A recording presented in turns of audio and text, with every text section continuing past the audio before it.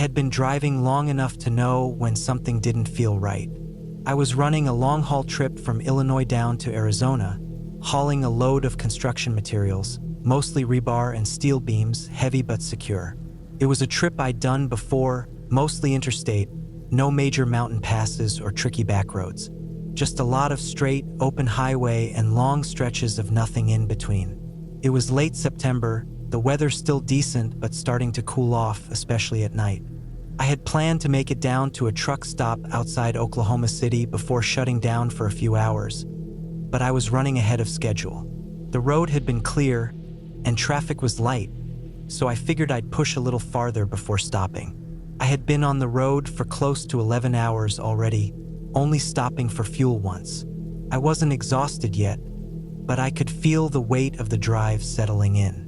My back ached, my legs felt stiff, and my eyes burned from staring at the road for too long. The sun had set about an hour ago, and the stretch of I-40 I was on was quiet, just the occasional set of headlights in the distance, most of them other truckers running night shifts like me. The sky was clear, the stars bright, but out here, that only made the emptiness feel bigger. I kept the cab cool to stay alert, the low rumble of the engine the only sound besides the tires humming against the asphalt. Then I saw something up ahead. At first, it was just a glow, taillights in the distance, dim and barely moving. As I got closer, I could make out the shape of a vehicle on the side of the road. A pickup, dark-colored, pulled onto the shoulder at a slight angle. Nothing unusual about that. People pull over all the time. Maybe a breakdown, maybe a flat tire. I slowed slightly as I passed, just enough to check if there was someone outside needing help. There was no one, just the truck sitting there, idling, taillights glowing red in the dark.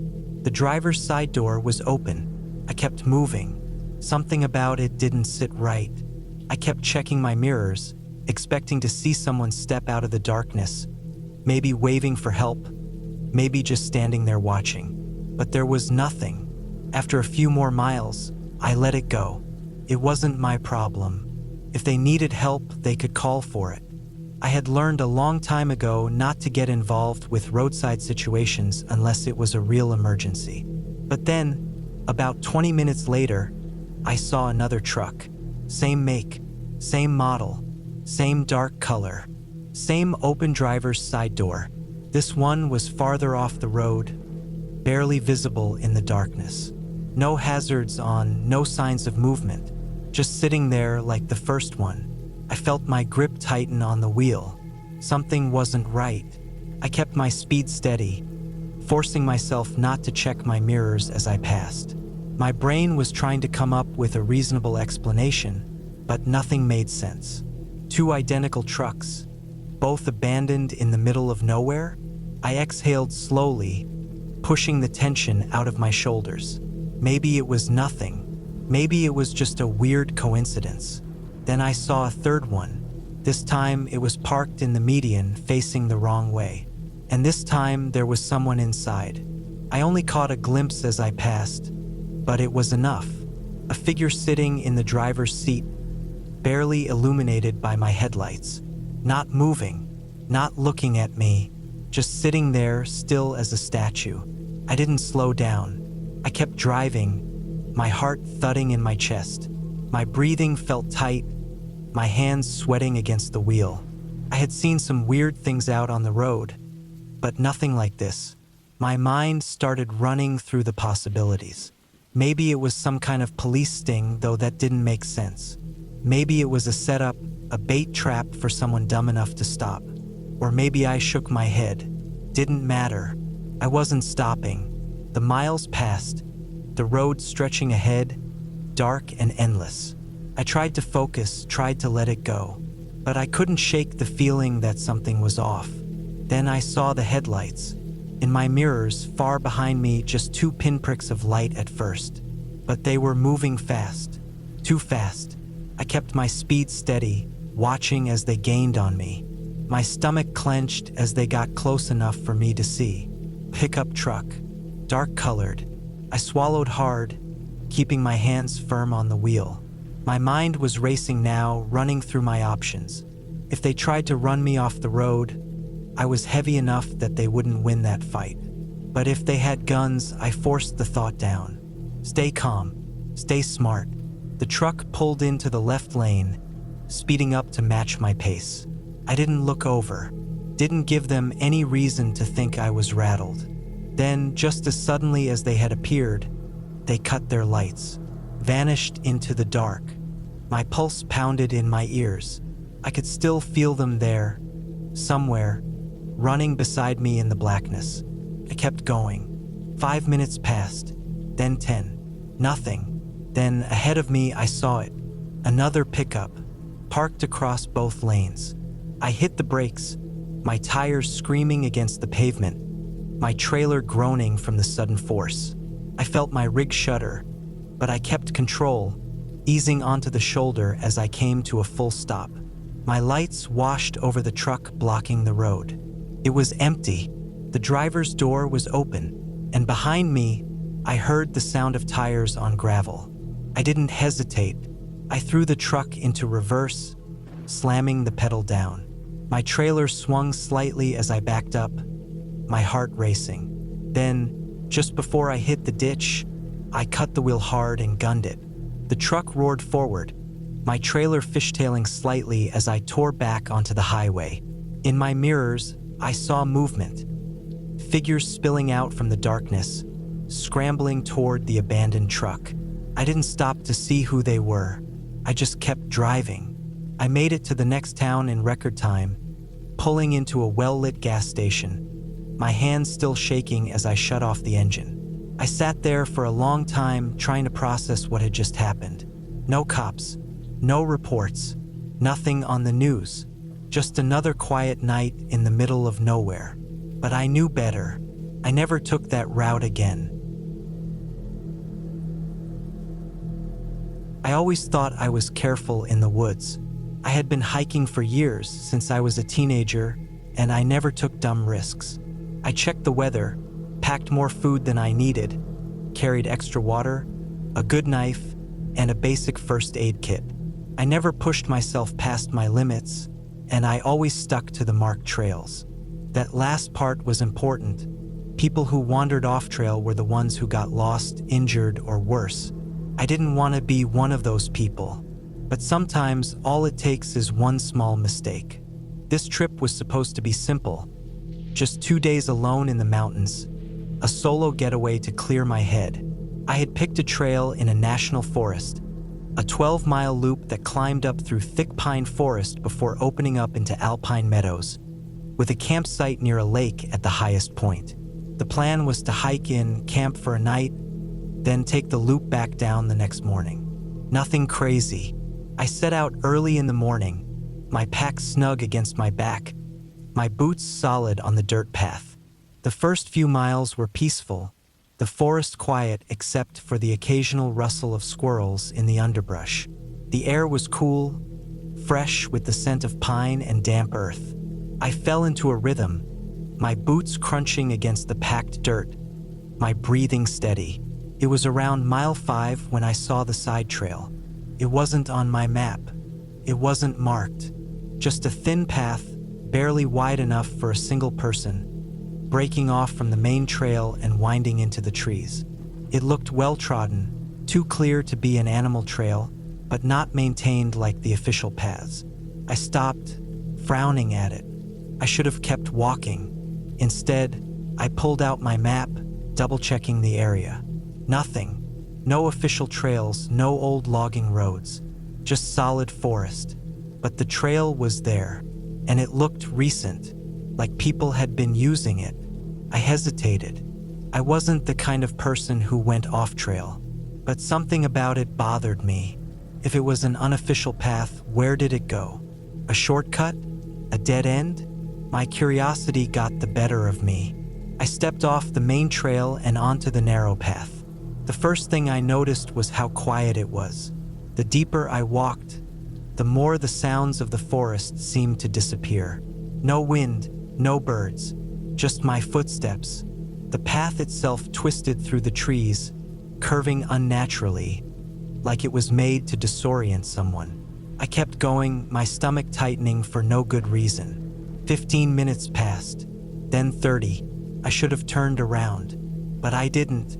That was my second mistake. The trail sloped downward, the trees growing closer together, the branches hanging low.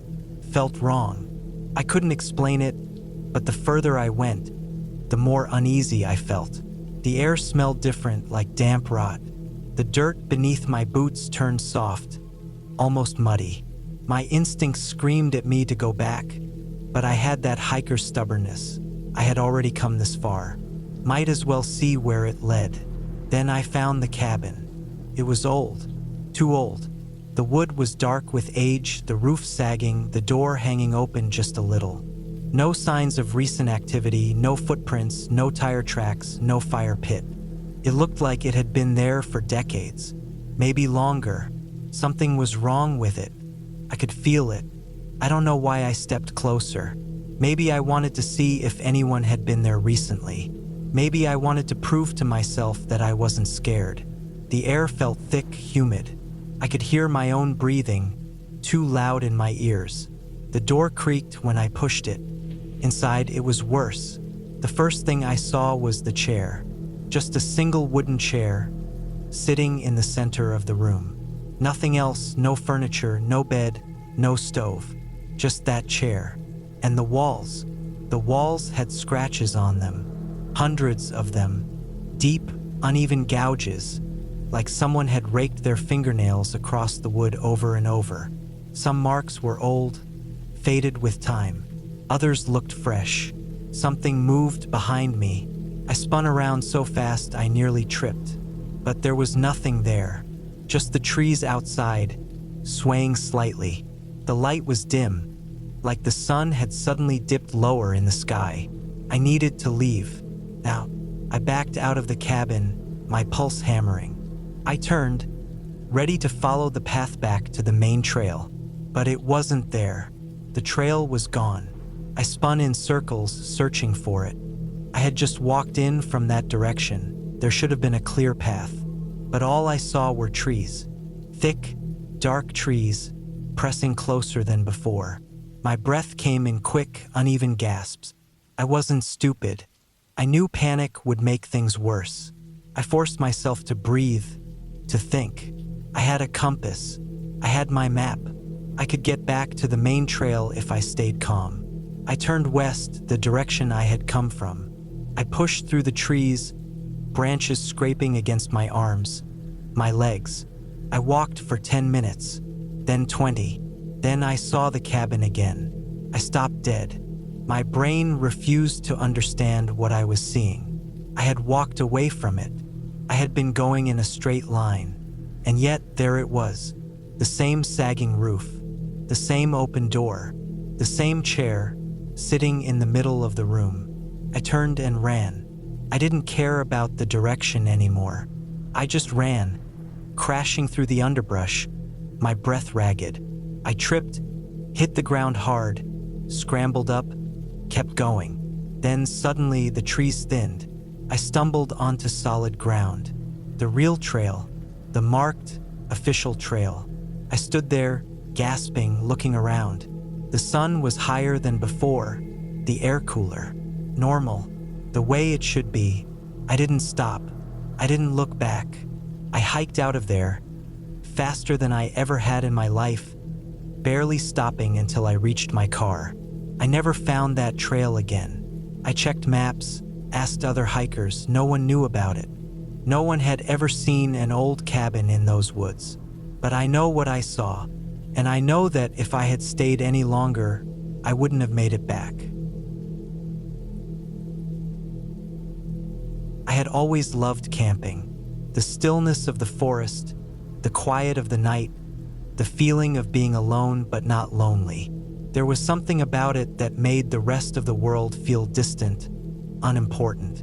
It was supposed to be simple, just a few days alone in the wild, away from everything. I had done it plenty of times before, but this trip was different. It started normally enough. I picked a remote area in a national forest, far from any roads or campsites. I wanted to be alone, away from other people. The drive out there was long, hours of winding roads through dense trees until I reached the trailhead. There were no other cars in the parking lot, which reassured me I had the place to myself.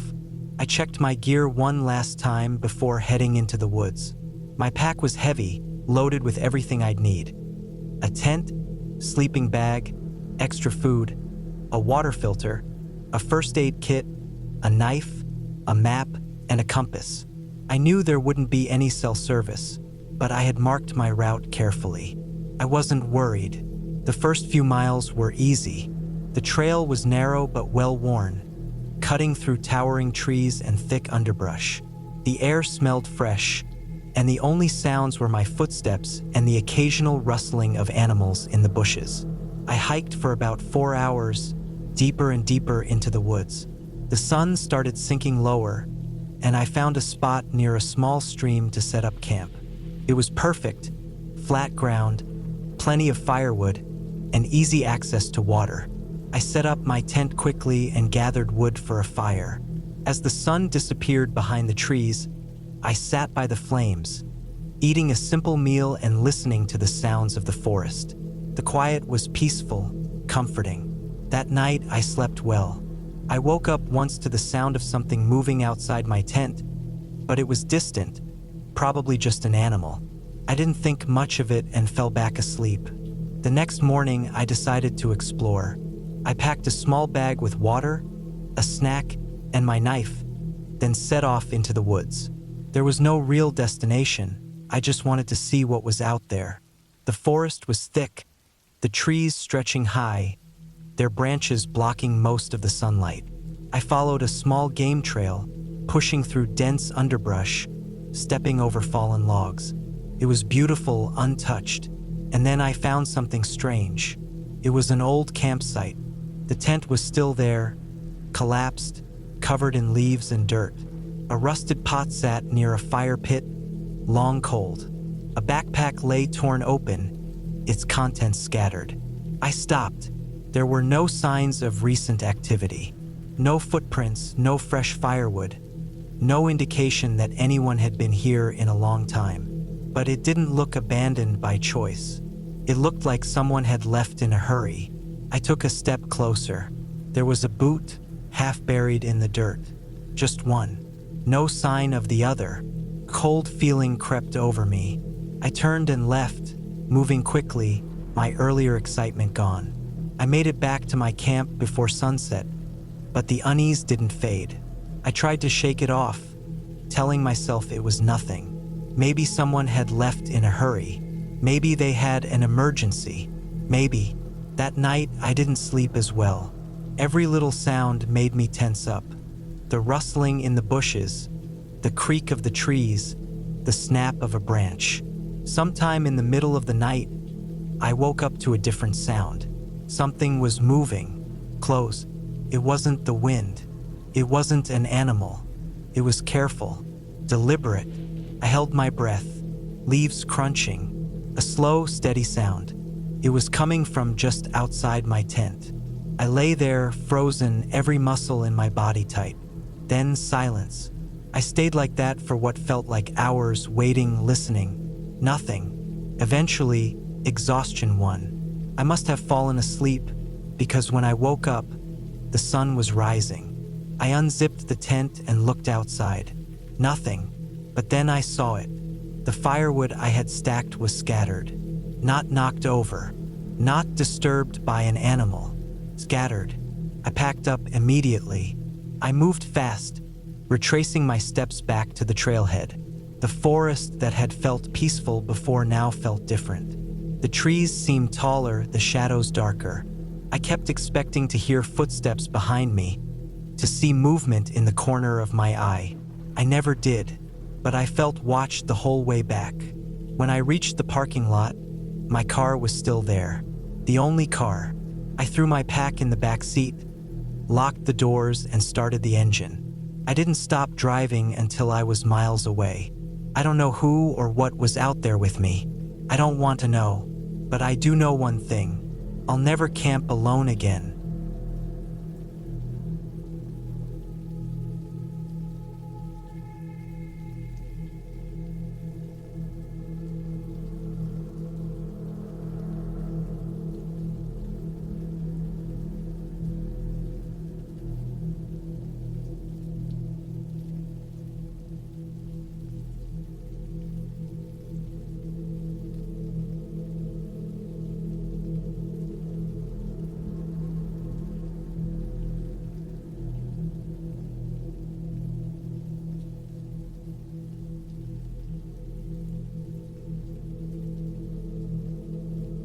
I spent a few summers working as a camp counselor at a sleepaway camp tucked deep in the woods, miles from the nearest town.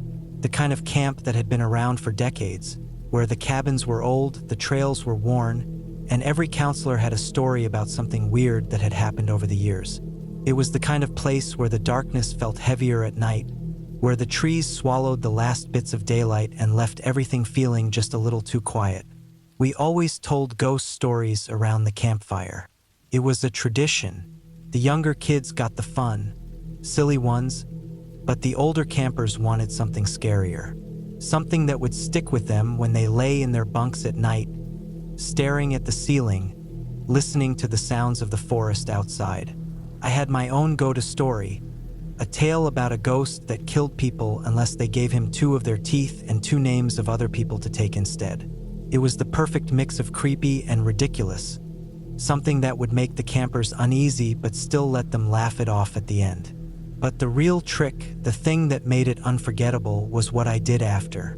See, when I was a kid, 2 of my adult teeth never came in. I had gaps where they should have been, and for years I wore a retainer with 2 fake teeth to cover them. It was just one of those weird genetic things, nothing special, but it made for a perfect scare. At the end of the story, right before sending the kids off to bed, I'd quietly pop the retainer out and give them a big, wide grin, showing the empty spaces in my mouth. That moment, the realization in their eyes, the way the fear flickered into something real, was the best part. It was all harmless fun. Until one summer, when something happened that I still can't explain. It was late July, the middle of the season. By then, the campers and counselors had settled into the rhythm of things. The newness had worn off, and we all felt comfortable, like we belonged there. The days were long and hot, filled with swimming, hiking, and endless games. The nights were cool, heavy with the scent of pine and campfire smoke. It was easy to forget the outside world existed. That night, my co-counselor and I had taken our group of campers down to the fire pit by the lake for stories. It was one of the last nights of the session, and we wanted to make it count. The fire crackled, reflecting off the water, and the kids huddled close together, wrapped in blankets and sweatshirts. The air buzzed with nervous energy, that perfect mix of excitement and unease that came with a good scary story. I told my usual one, drawing it out, letting the suspense build, watching their faces in the firelight. They hung on every word, eyes wide, breaths held. When I got to the end, when I told them about the ghost's demand for 2 teeth, I reached up and popped out my retainer. The reaction was immediate: gasps, shouts. A few kids scrambling back in pure, unfiltered terror. Perfect. We laughed it off, calmed them down, and sent them back to their cabins, still buzzing from the scare. My co-counselor and I stayed behind for a bit, letting the fire die down, enjoying the quiet. Eventually, we headed back to our own cabin, exhausted but satisfied. Sometime in the middle of the night, I woke up. It wasn't unusual. Camp was full of noises, the wind through the trees, the occasional rustle of an animal moving in the brush. But this was different. I lay still, listening. The cabin was dark, the only light coming from the moon through the windows. My co-counselor was asleep in his bunk across the room, breathing slow and even. Everything was quiet. Then I heard it, a soft rustling just outside the cabin. Not the wind, not an animal, something deliberate. I sat up slowly, my heart already pounding. The cabin door was closed, but the windows were open, letting in the cool night air. I strained my ears, trying to pick out the sound again. There it was, closer this time, a shuffling, almost hesitant, moving along the wall outside. I reached for my flashlight, gripping it tight. My mind raced through possibilities. One of the kids sneaking out? A prank from another counselor? I swung my legs over the side of the bunk, my feet hitting the wooden floor. The boards creaked softly under my weight. The sound outside stopped. I held my breath. For a long moment, there was nothing. Just the wind, the distant sound of the lake lapping against the shore. Then, slow and deliberate, something pressed against the window screen. Not hard, just enough to make it bulge inward slightly, like someone testing it. I flicked on the flashlight and aimed it at the window. Nothing. The screen was still, the woods beyond empty. My pulse hammered in my ears. I waited, the beam of my flashlight cutting through the dark. A minute passed, then another. Finally, I let out a breath. Maybe it had been my imagination. Maybe I dreamed the whole thing. I turned off the light and lay back down, my body tense, my mind unwilling to relax. I stayed awake for a long time, listening, but the sound didn't come back. Morning came, bright and normal. The events of the night already fading into that strange, uncertain space between dream and memory. But when I stepped outside, stretching in the morning sun, I saw them. Two small, white shapes, sitting just outside the cabin door. Teeth. I stared at them, my stomach dropping. They looked real, smooth, slightly yellowed, like they had been there for a long time. I bent down, hesitating before picking them up. They were cold. Too cold for something that had been outside all night. My mind struggled for an explanation. A prank? Some kind of coincidence? But who would do this? I looked around. The woods were the same as always, quiet and still. Nothing out of place. I felt a chill crawl up my spine. I took the teeth and buried them near the fire pit, deep in the dirt. Not sure why, but feeling like I had to. I didn't mention it to anyone. What would I even say? The rest of the summer passed without incident. But I stopped telling that story, and I never, ever took out my retainer at camp again. I always preferred solo camping over group trips. I liked the silence, the solitude, the feeling of being completely cut off from the rest of the world. No schedules, no distractions, just me, my gear, and the woods. This trip was no different. I had planned it for months, choosing a remote spot deep in the wilderness of Washington state. It was far from any official campsites, a place I found on an old topo map. A valley nestled between steep ridges, with a river running through the middle.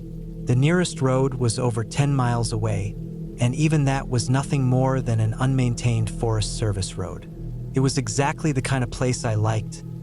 Isolated, untouched, quiet. I started the hike early in the morning. The first few miles were on a faint, overgrown trail, but eventually I had to rely on my map and compass to navigate. The forest was thick, dense with towering evergreens and tangled underbrush. The air smelled like pine and damp earth. Birds called out from the trees, and somewhere in the distance, I heard the steady rush of water. By the time I reached the valley, the sun was already dipping low. The river was just as I'd imagined it. Clear, fast-moving, lined with smooth rocks. I found a flat spot on the bank and started setting up camp.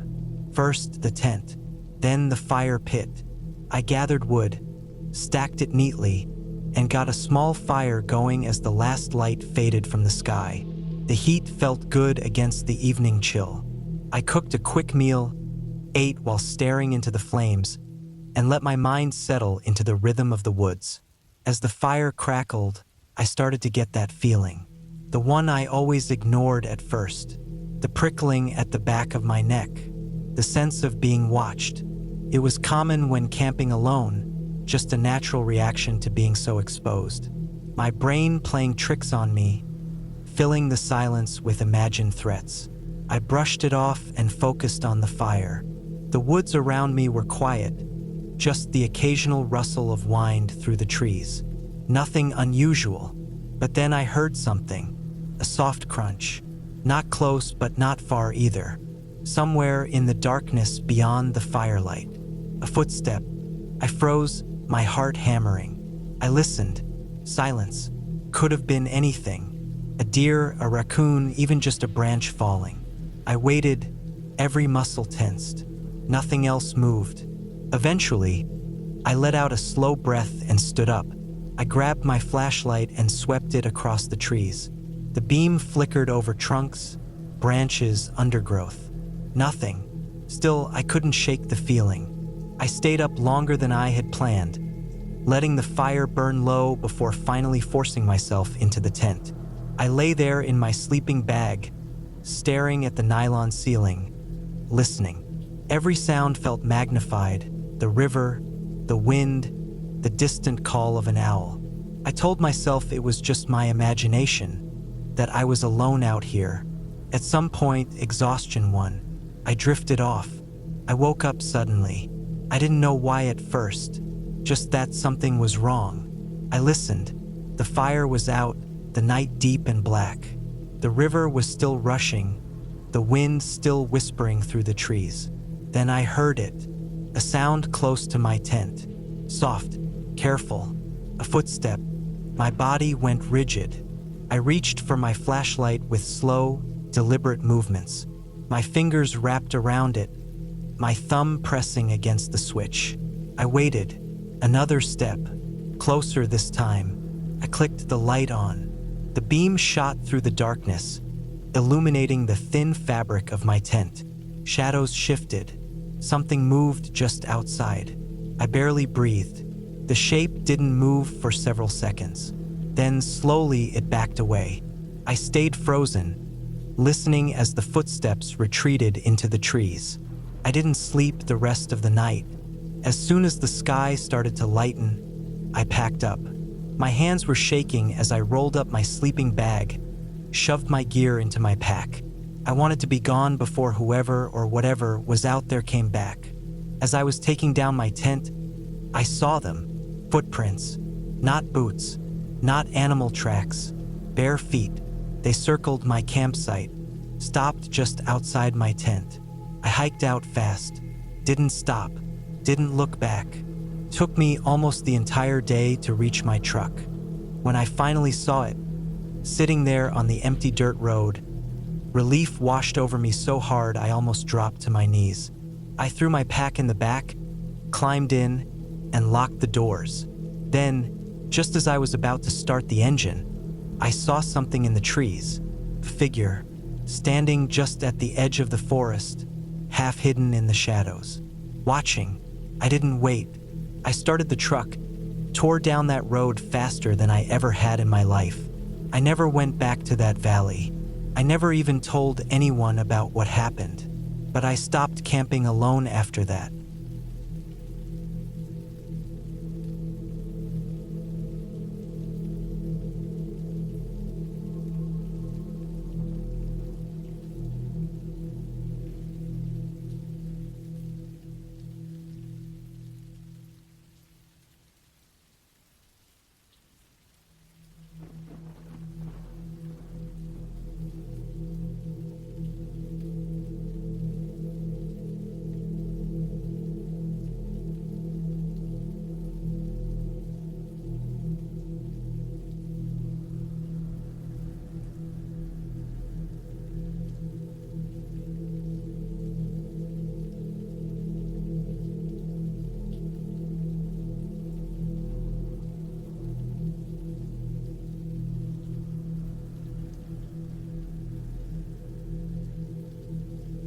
I had been hiking alone for years, always careful, always prepared.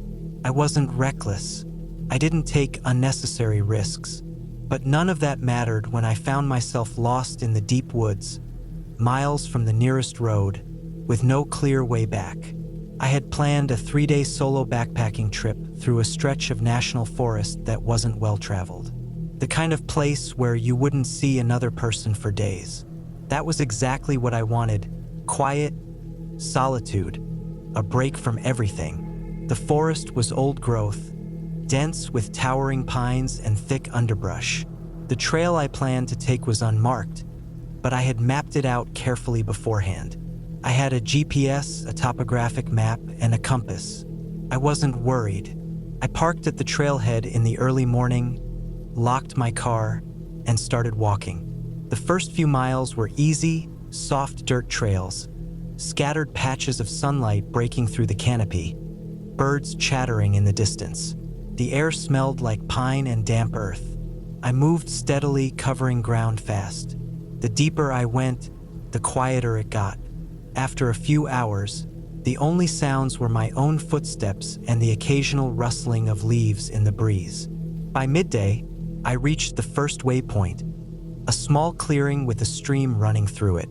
I stopped, refilled my water, ate a quick meal, and checked my map.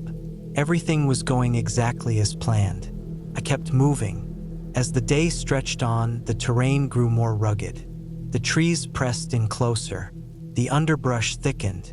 The light took on that golden hue that meant evening wasn't far off.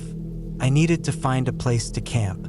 I found a small, flat spot near the base of a hill, a good distance from the stream but not too far. The ground was firm, no signs of animal tracks. It was a good spot. I set up my tent, ate, and sat for a while, just listening to the sounds of the forest. Then I noticed something strange. The woods were silent, not just quiet, silent. No birds. No wind, no distant rustling of small animals moving through the underbrush. Just stillness. Put me on edge. I told myself it was nothing. I was just overthinking it. I climbed into my tent, zipped it up, and lay in my sleeping bag. I didn't sleep well. I woke up sometime in the middle of the night. A sound had pulled me from sleep. A rustling, not the wind. Something moving through the underbrush. Slow, deliberate, close. I stayed completely still, listening. My heart was pounding. The sound stopped. I strained my ears, but the silence had returned. I didn't sleep after that. I just lay there, my knife close, waiting for the first light of dawn. As soon as the sky started turning gray, I got up, packed my gear, and started moving. I wasn't supposed to leave the forest until the third day, but I decided I didn't want to spend another night out here. I would cut my trip short, follow the planned route, and be back at my car by evening. But something was wrong. The landscape didn't look right. I checked my map, checked my GPS. The numbers were off. The compass needle spun strangely, refusing to settle. I should have been moving east, following a gradual slope downward. Instead, the terrain kept rising, the trees pressing in closer. I kept walking. Hours passed. Nothing looked familiar. I stopped to rest, drinking from my water bottle, trying to steady my nerves. I wasn't lost. Couldn't be lost. I had my tools, but nothing made sense. Then I saw something ahead. First, I thought it was just another tree, but as I got closer, I realized it was wrong. The structure, wooden, rough, a small, half-collapsed cabin, hidden among the trees. It didn't make sense.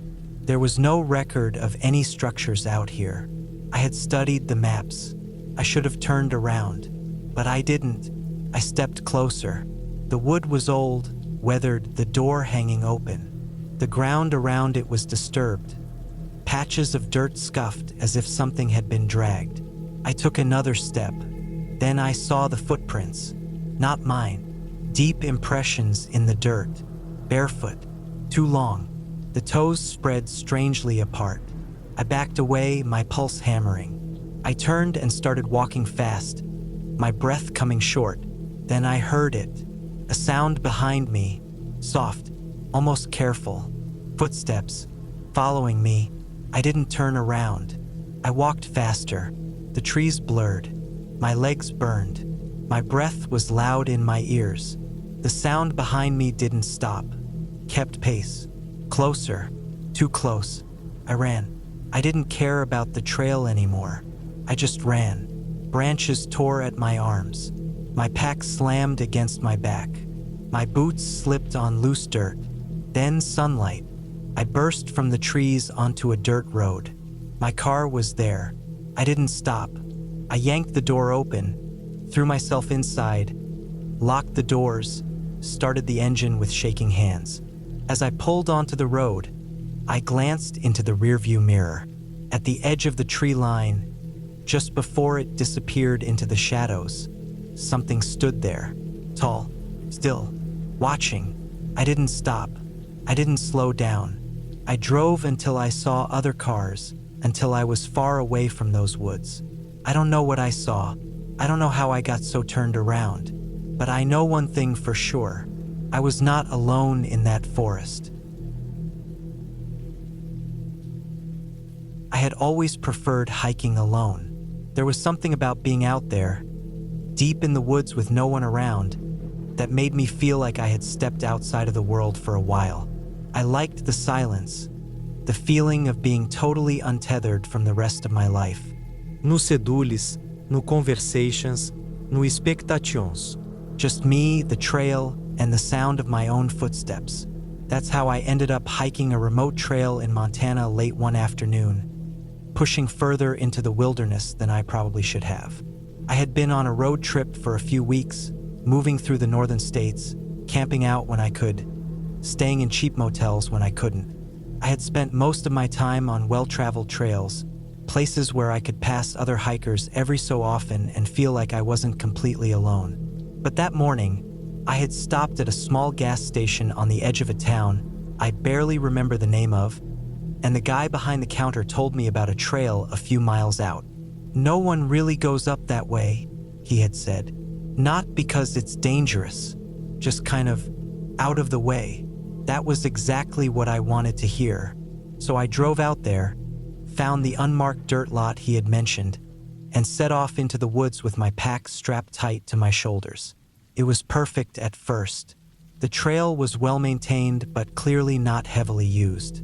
The trees were thick, towering overhead, their branches swaying gently in the wind. I could hear birds, the distant rush of a stream somewhere off to the right. Felt like I had stepped into another world. I should have turned back before it got dark. I had planned to hike out about 4 miles, then loop back before the sun set. But the trail was beautiful, and I kept pushing forward, telling myself I would turn around just after the next bend, then just after the next clearing. Before I knew it, the sun was starting to dip behind the trees, and I was farther from my car than I had meant to be. I wasn't worried yet. I had my flashlight, extra water, and a small knife clipped to my belt. I had hiked alone plenty of times before, even in low light. I knew what I was doing. At least I thought I did. I was about 2 miles from my car when I first noticed the silence. Not just quiet, the total suffocating absence of sound.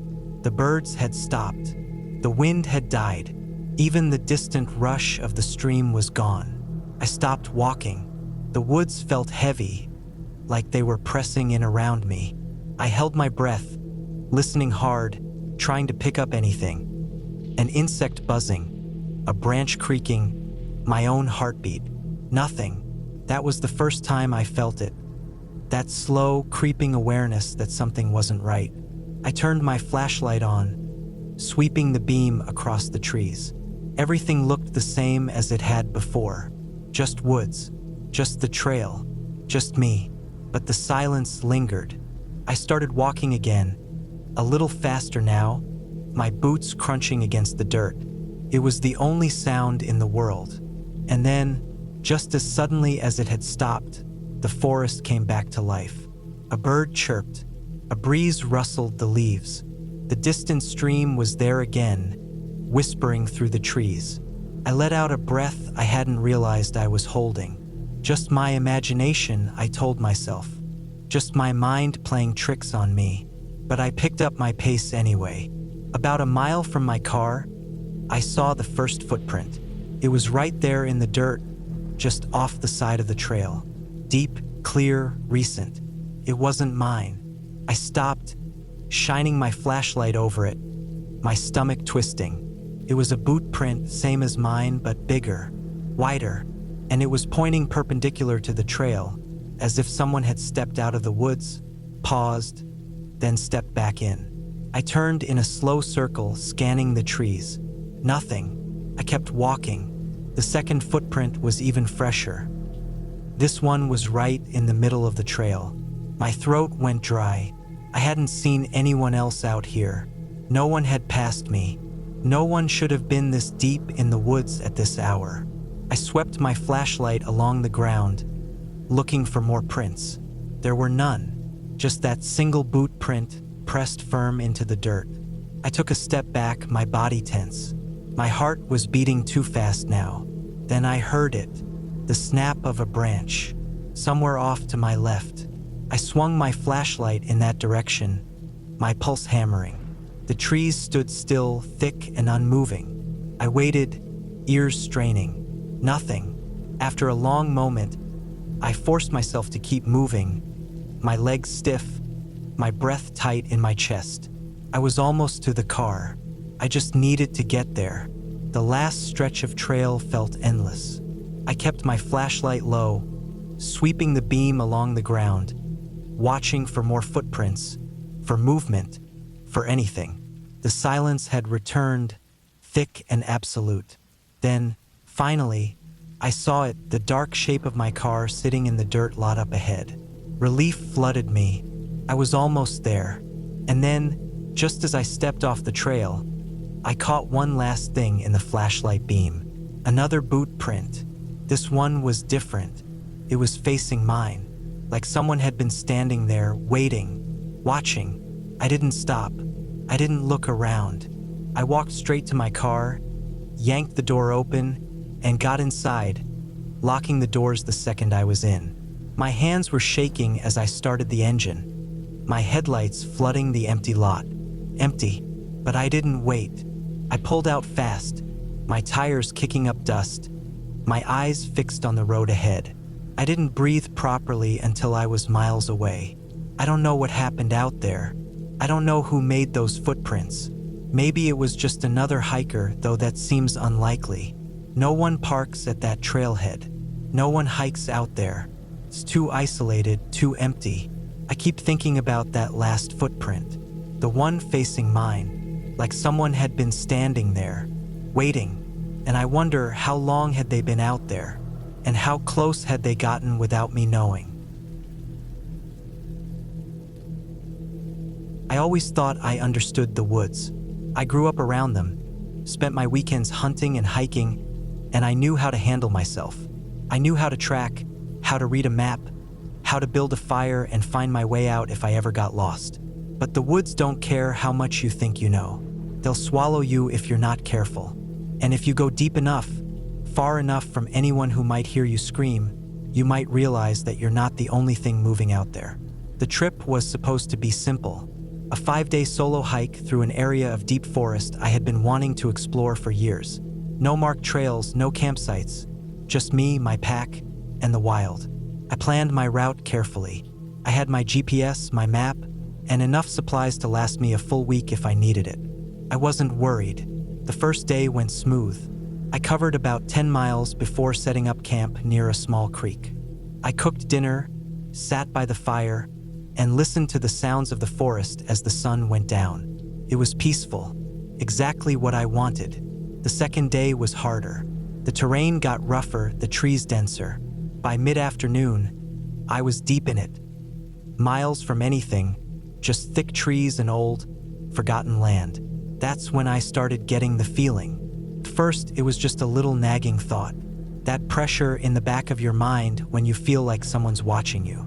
I brushed it off. But as I kept hiking, it got worse. The woods felt too quiet.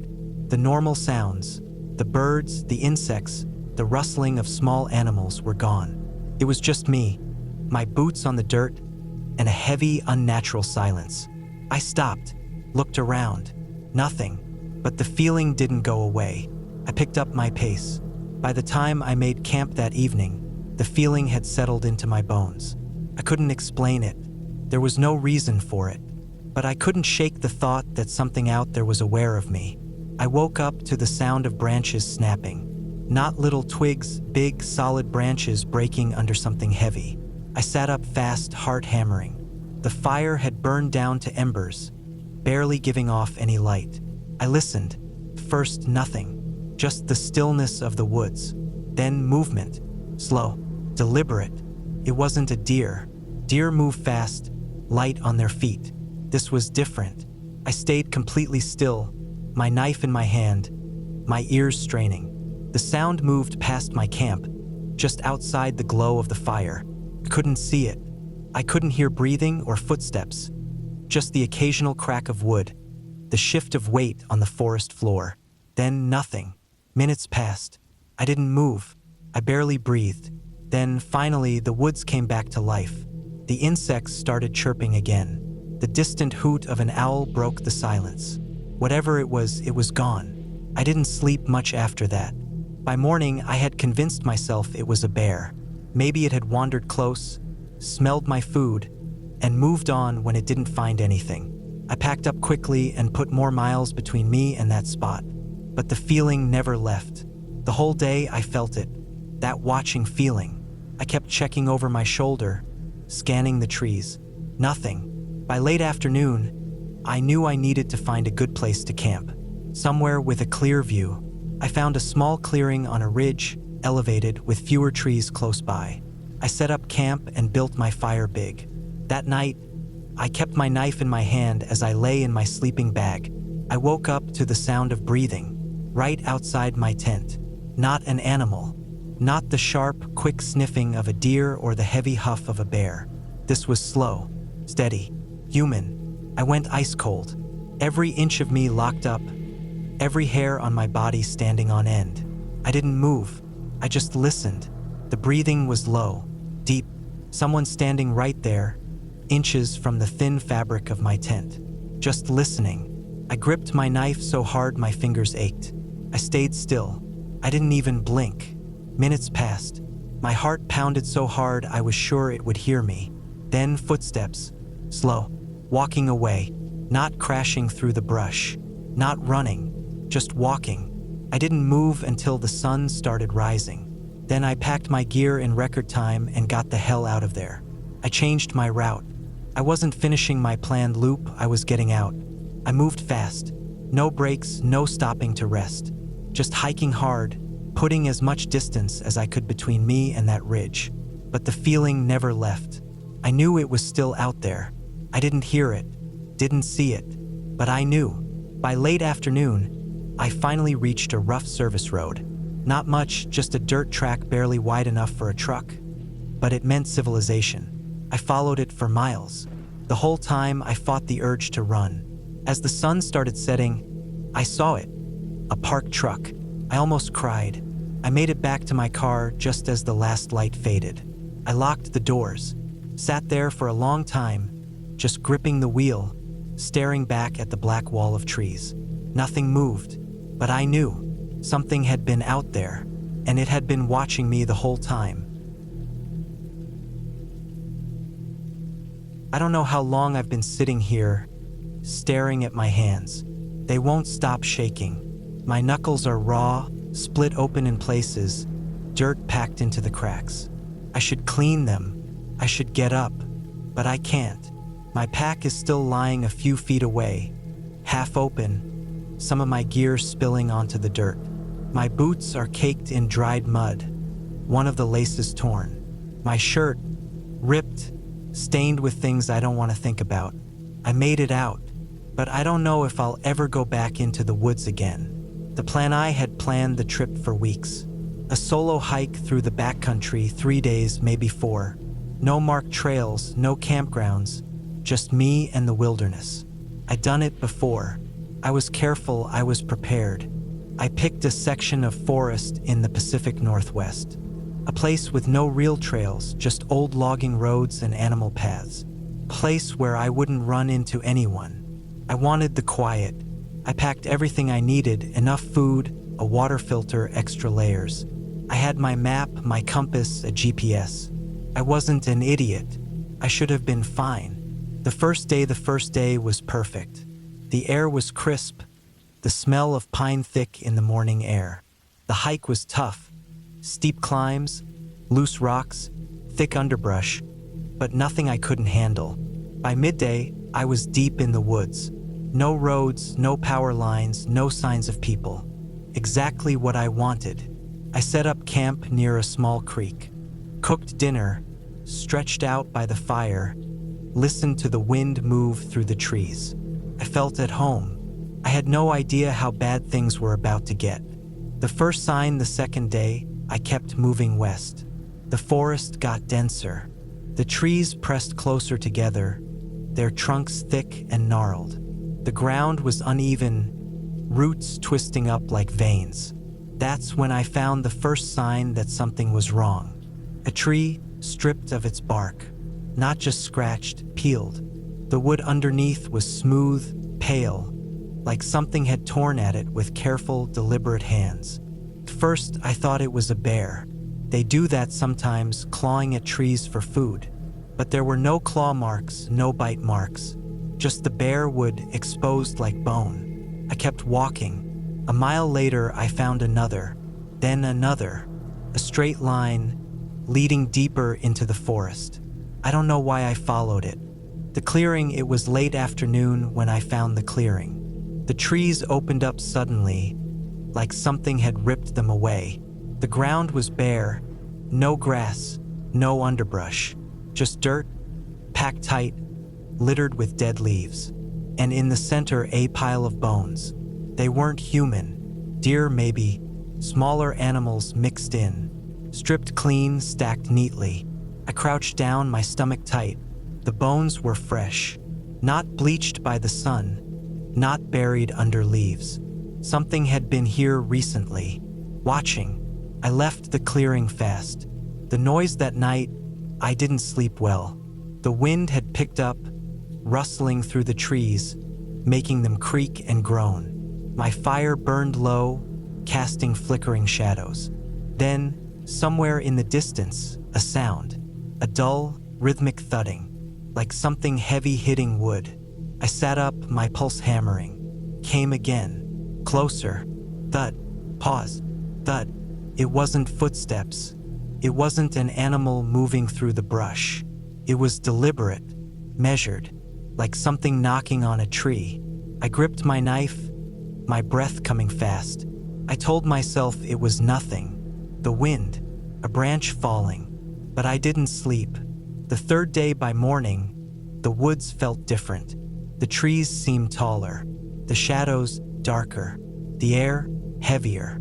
I packed fast and started moving east, back toward my car.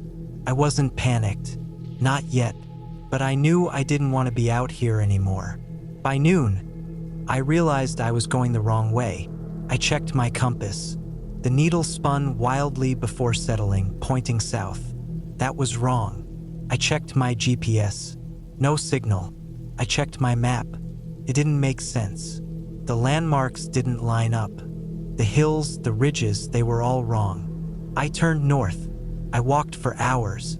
Then I saw it. The clearing. The same one. The pile of bones was gone.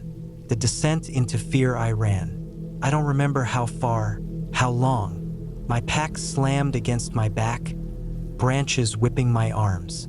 My lungs burned, my legs ached. Eventually, I stopped. The forest was silent. No wind.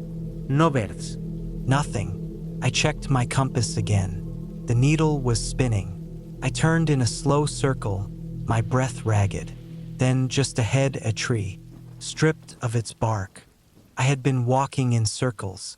The stalker, I tried to stay calm, tried to think. I needed to find high ground, get my bearings.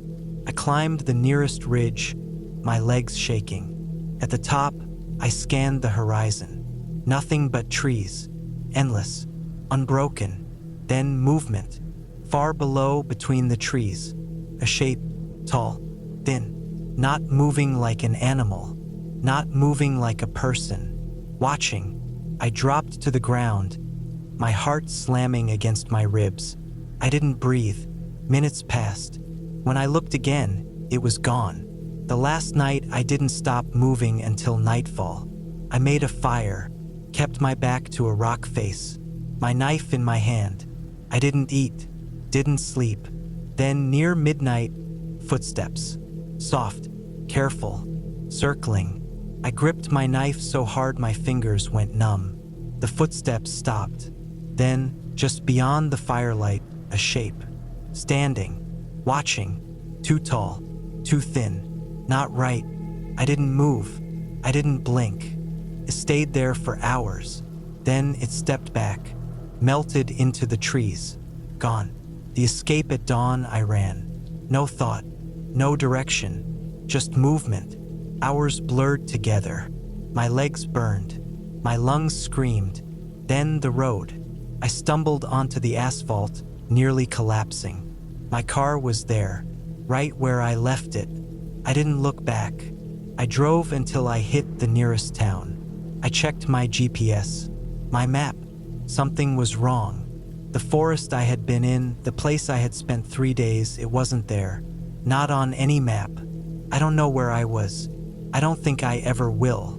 But I know this, I'll never go back.